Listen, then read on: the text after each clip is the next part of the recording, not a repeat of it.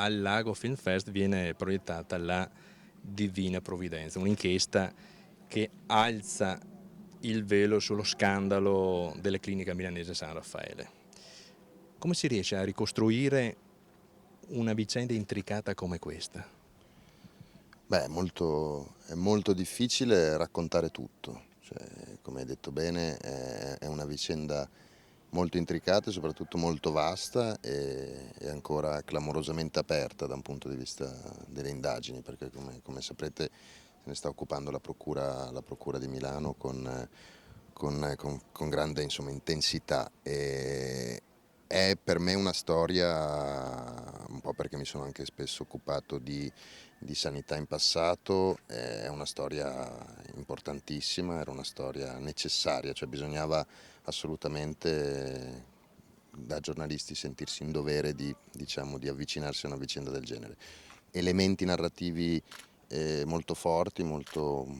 gustosi anche perché insomma, c'è la storia di un capo molto anche lui contraddittorio come Don Verzé, quindi un prete manager come amava definirsi, c'è l'elemento della corruzione, c'è l'elemento della politica, è una storia molto italiana, quindi molto particolare perché si va nella finanza anche più complessa e più depravata in certi modi, insomma, quindi bisogna studiare molte carte, bisogna solo avvicinarsi con grande anche cautela e grande modestia a storie molto complesse. Poi ci sono anche elementi sempre narrativamente molto interessanti che abbiamo cercato di raccontare, in Brasile per esempio, soci particolari, una figura altrettanto contraddittoria come Mario Calle, un veneto anche lui, morto suicida un anno fa, quindi credo un suicidio ancora aperto dal punto di vista delle motivazioni che hanno spinto un uomo con una buona dose di pelo sullo stomaco come Mario Callo, un uomo molto tenace, ex ciclista, a compiere un atto del genere. Quando finisce il servizio e quindi chiudi la telecamera, la spegni e rientri a casa e sei un comune cittadino, diciamo, cosa ti rimane da cittadino italiano di queste inchieste, di questo paese? Ma intanto io sono un cittadino comune anche quando ho la telecamera accesa, quindi faccio il lavoro di giornalista da diverso tempo, ma lo faccio sempre anche con uno sguardo, cerco sempre di immedesimarmi nello sguardo del cittadino che magari certe cose non le sa o certe cose non ha neanche la possibilità di saperle perché noi come operatori dell'informazione abbiamo secondo me delle responsabilità immense e gravissime per certi versi, ovviamente anche spesso in buona fede, ma non raccontiamo mai a sufficienza, non diamo mai tutti gli elementi al cittadino e questo dobbiamo sempre ricordarcelo. Torno a casa e spengo la telecamera, sono sempre più brevi quei momenti, però sono momenti in cui ovviamente penso al meraviglioso e terribile paese in cui viviamo, cioè sappiamo benissimo le qualità, le conosciamo di questo paese e questo è un paese che da un punto di vista giornalistico è veramente un far west, cioè ci sono talmente tante storie da raccontare che chiedono di essere raccontate e ci sono tante storie quasi paradossali, quasi scandalose nella loro semplicità. Questo è un paese dove, ce lo dicono i dati anche più recenti, la corruzione è a livelli devastanti, a livelli da terzo mondo, e abbiamo una politica e secondo me questo è uno degli elementi importanti per il nostro lavoro, cioè non dobbiamo nemmeno chiudere gli occhi di fronte agli elementi più grotteschi di questo paese, perché forse anche per fare male al potere il modo migliore è quello di sottolineare l'elemento grottesco, l'elemento goffo, l'elemento ridicolo, perché spesso il nostro potere, come ben sappiamo, è caduto con ben poca gloria nel grottesco e nel ridicolo. Quindi è un paese che fa incazzare moltissimo, però è un paese dove secondo me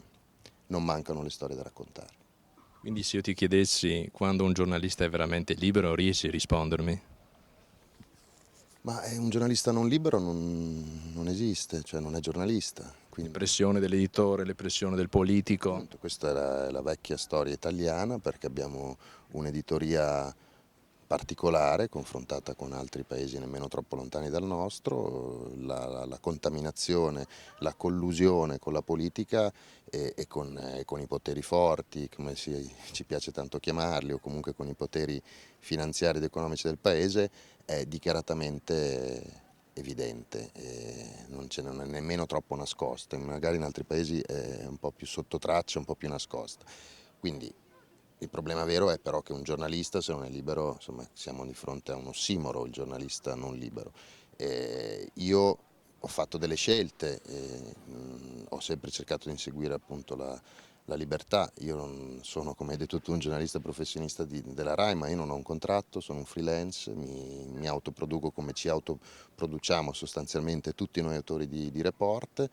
E io con le fatiche anche economiche del caso, però sto molto meglio lì dove sto perché è un modello produttivo molto faticoso e molto fragile, però ne ho guadagnato molto, molto in politica. Poi attenzione, le pressioni arrivano comunque, però ci andiamo a discutere col direttore eventualmente di Rai 3 quando mi chiede magari di rivedere un passaggio di una mia inchiesta o comunque, come è sempre successo perché non ho mai subito una censura, mi chiede semplicemente dei chiarimenti, degli approfondimenti su certi passaggi. Dietro a una tua inchiesta c'è molto lavoro, c'è ricerca delle fonti, interviste, un lavoro che può durare anche oltre 4 mesi. Assolutamente sì, il tempo non è mai abbastanza, cioè la parola magica che va affiancata e che si trascina dietro l'altra parola anche un po' maltrattata negli ultimi tempi, cioè la parola inchiesta, va di pari passo col concetto del tempo. E ovviamente assieme al tempo vuol dire denaro, vuol dire risorse umane, vuol dire tutto questo. Il tempo non è mai abbastanza e serve tanta calma e serve tanto tempo per convincere, dopo averla magari trovato una fonte, per leggersi e studiarsi le carte quando ci sono, per studiarsi dei bilanci, per incrociare le visure, però non c'è lavoro più bello al mondo dal mio punto di vista, infatti mi sento veramente un privilegiato perché ho sempre voluto fare questo lavoro e non c'è cosa più bella che raccontare e investigare giornalisticamente, perché poi sappiamo benissimo che ci sono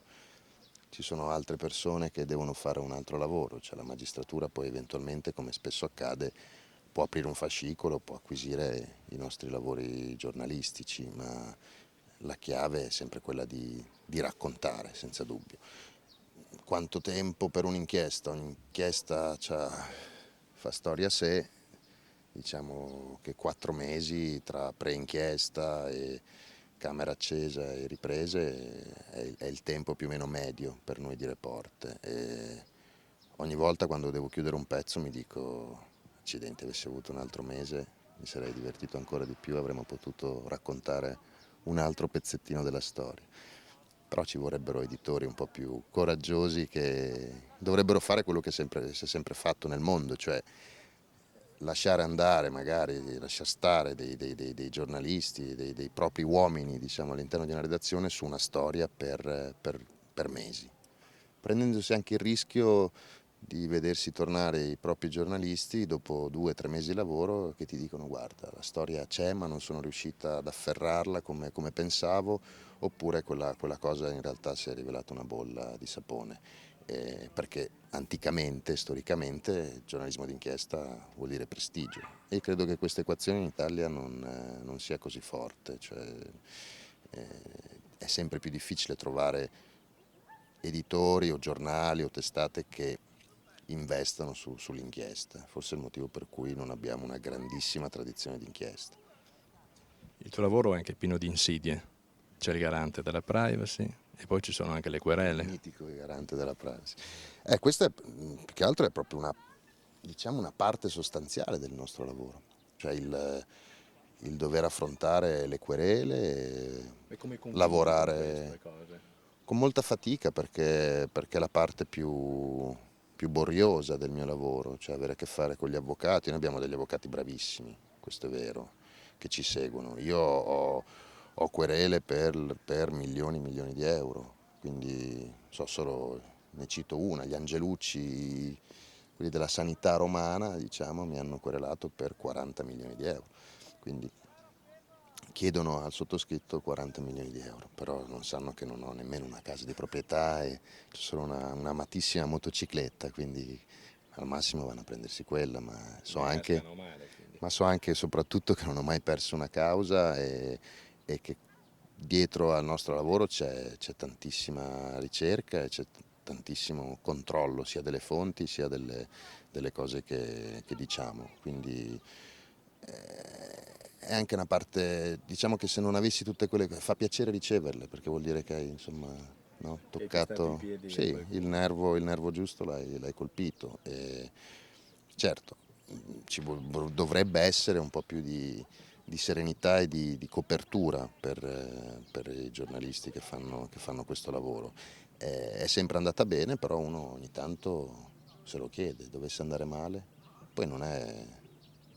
tutto così facilmente decifrabile in Italia, no? Non è che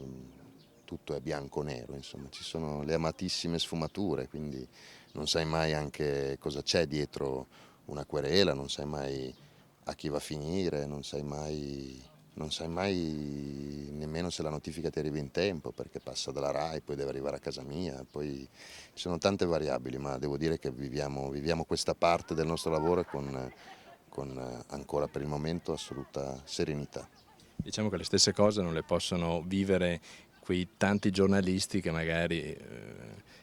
lavorano in piccole redazioni magari di paese e alle spalle non hanno l'editore come può essere la RAI e tantomeno gli avvocati che può avere la RAI. Questo non limita forse il lavoro del giornalista? Assolutamente sì